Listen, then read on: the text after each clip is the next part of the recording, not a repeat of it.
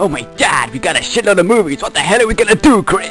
Yeah. Don't worry, man. If we keep our cool and keep to the straight and narrow, we're gonna be just fine.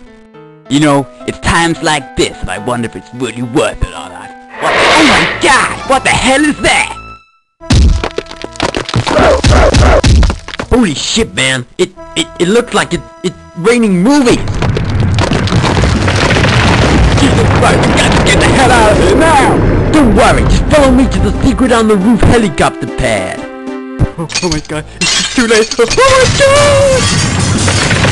Fucking hell, get the hell out of there, man!